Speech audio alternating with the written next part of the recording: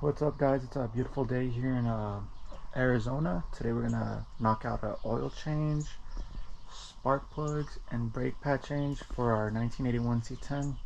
So let's get to it. So first things first, the oil change. I've already got the truck lifted up. It's on jack stands.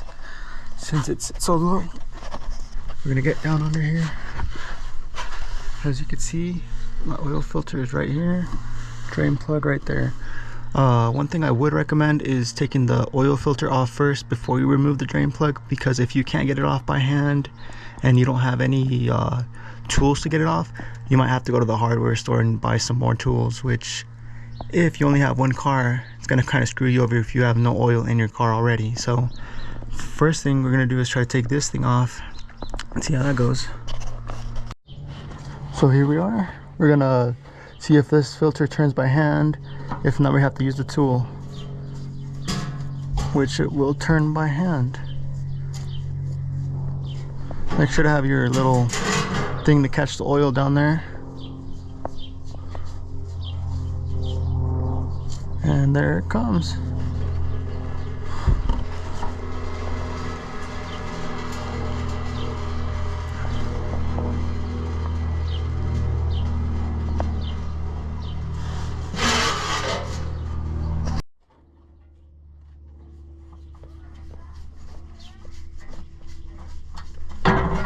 And the filter is off. Usually I just throw it in here with the old oil. There we go. So now that that's off, we got to take off this bolt, the oil drain plug. So I've done this enough times to know that it's a 9/16 wrench for this. I always use a wrench, not a socket, because the wrench is a lot easier to clean when you get oil on it. When you get oil in a socket, it's a lot tougher to clean. So let's get to it. Righty tighty, lefty loosey. That was easy.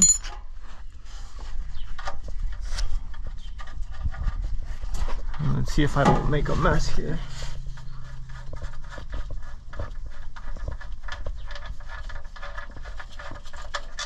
Ooh, and there she comes.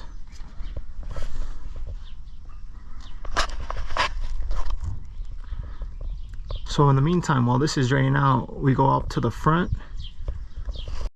So while we're draining that oil, we're gonna come up to the front and get these spark plugs taken care of. I'm trying these new spark plugs. I guess they're for headers.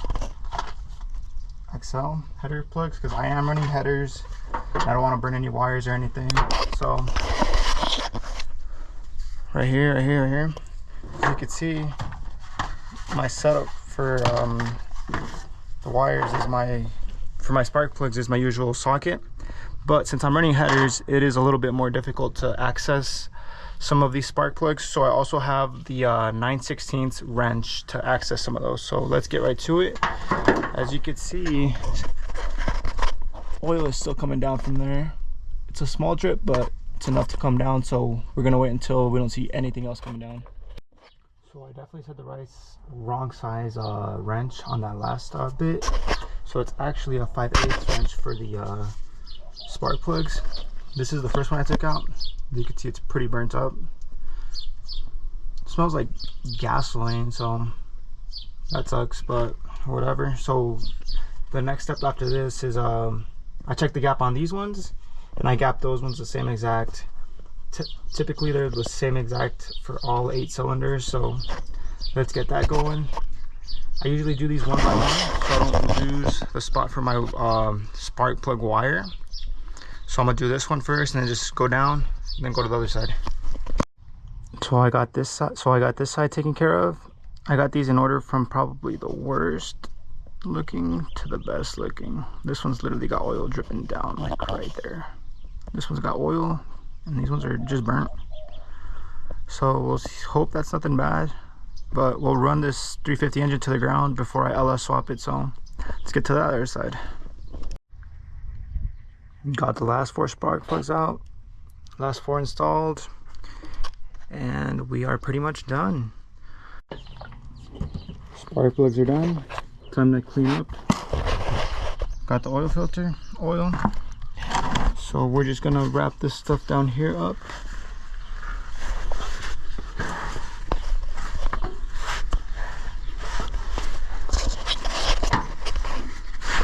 So usually I just give this little drain plug hole a little wipe down, as well as the drain plug that's right here.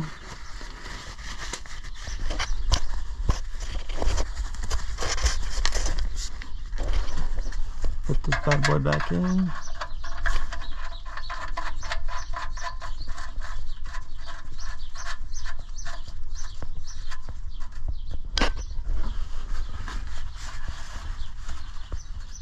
Don't forget to tighten that up.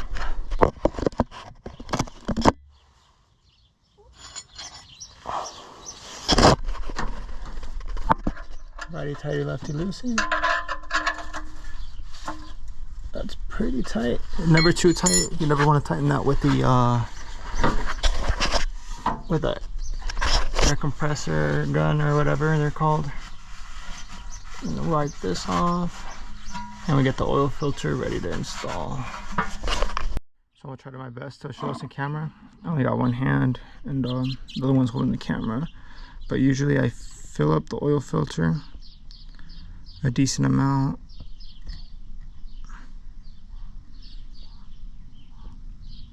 And once that's done, I grab my finger and just wrap this right here.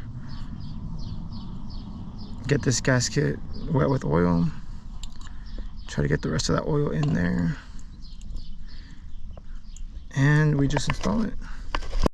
Oh boy, I really need to get a body cam or something so you guys could see it without me having to do this with one hand, because it makes things so much more harder. So up goes the oil filter.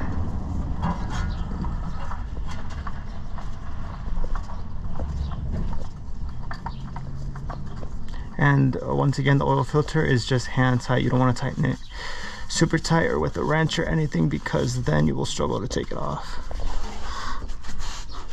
I definitely couldn't do it with one hand, and some of that oil came down, but it's whatever. We could just wipe it down.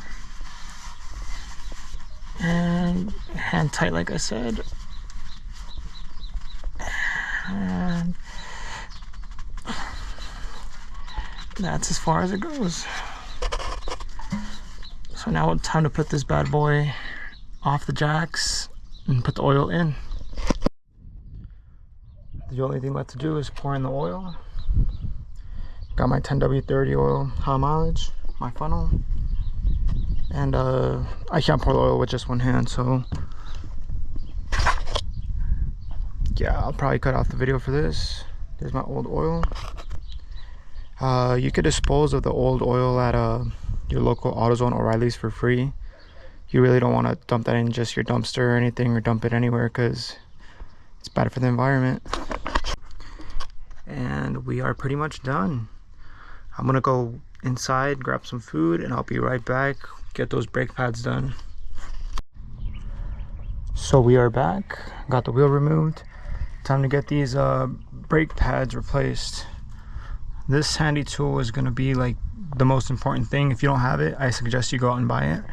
It goes in right here, as you can see, and it loosens up the caliper so you can take out the brake pad. I did buy some brake pads from AutoZone. They were probably the cheapest ones, and they were like the only ones they had, so we'll see how good they sticked up. And yeah, let's get to it. So we got this removed. These two bolts are the things that hold it on. As you can see, these are the old ones, and these are the new ones. Doesn't look like they're too much worn out. The thickness in them is almost the same, but it's been squeaking, so I hope something's wrong or something like that. Once I install these new ones, I hope it stops a lot better. As you can see, we got the new brake pads in. Here's the old ones. They have some uneven wear on them. I'm hoping that's what was making the left side squeak a lot. Passenger side, sorry, squeak a lot. But yeah, these old pads were a pain in the butt to get out. I mean, the new pads were a pain in the butt to get in. The old pads were easy to get out.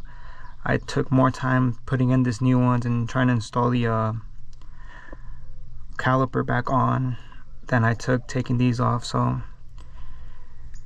don't do it unless you're prepared to do it and work all day on it and you have the right tools. So well, we got the old grill situated. 1981, we did the spark plugs, oil change, and brake pads. Here's those old brake pads.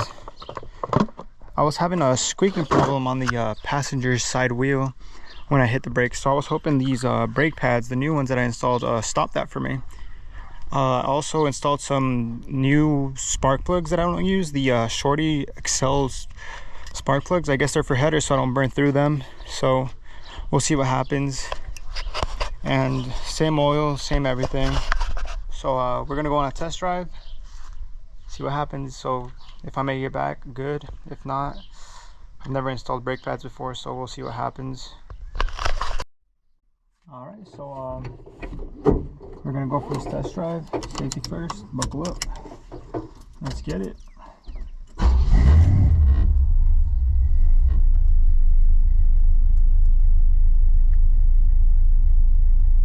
My phone's starting to die, so let me charge it real quick. Put some tunes on. So you're looking for a little more strength and energy. All right, so let's get it. We're just gonna go around the block, see what happens.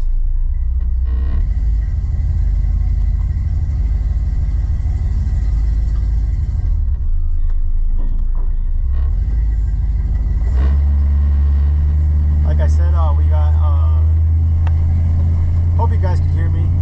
Like I said, we got new spark plugs, an oil change, and new brake pads. So we should be running a lot smoother than we were. Should be stopping a lot smoother too without any squeaking or anything. So here's the first stop. Let's see what happens. Nothing. That's what we were expecting.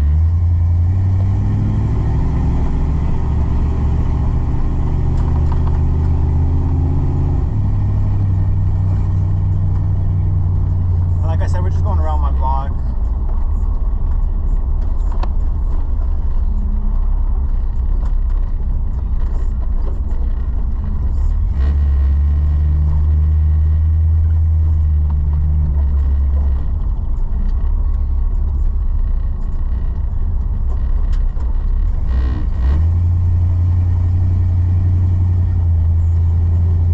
This is the 81 C10 I'm in right now.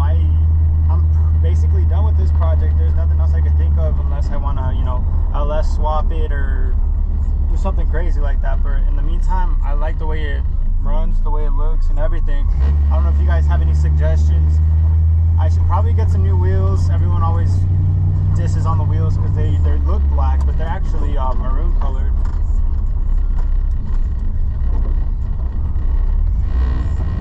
But yeah, drop down suggestions in the comments what you think I should do with this build. I want to bag it, money's tight.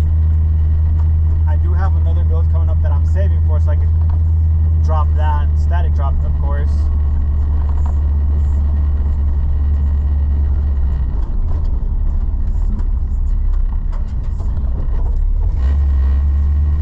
Looks like we're doing good.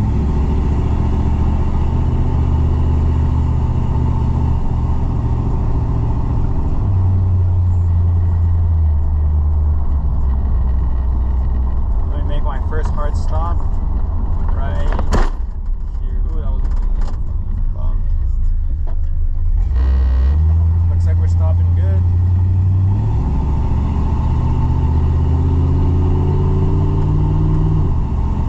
Make another hard stop up here.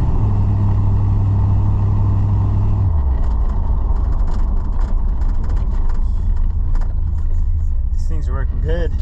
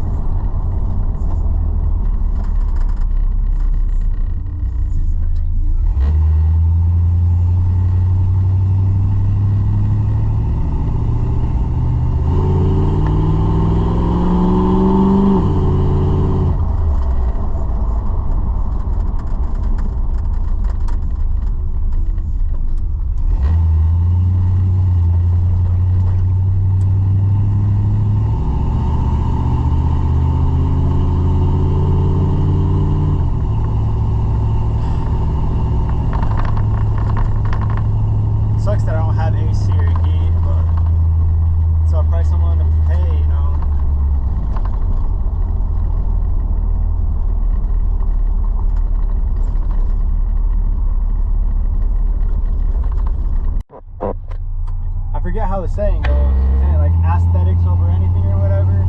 The engine bay looks a lot cleaner without all that AC mess, all that heater mess. I am cold sometimes in the morning going to work though, and I am hot right now since it's starting to warm up here in Arizona.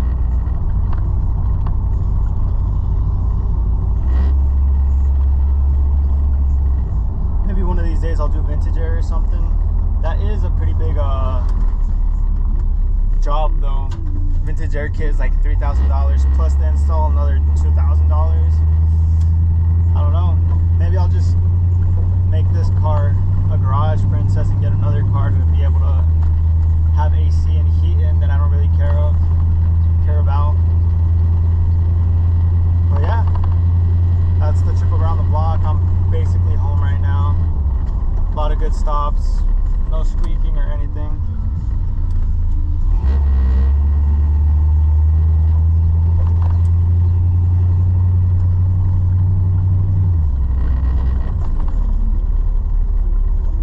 Catch you guys next video.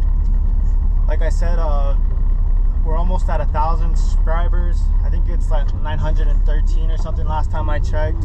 Let's get it to 1,000, and after 1,000 let's get it to 5,000. After 5,000 let's get it to 10,000. You know, keep this page growing. I'll keep you guys updated with truck content.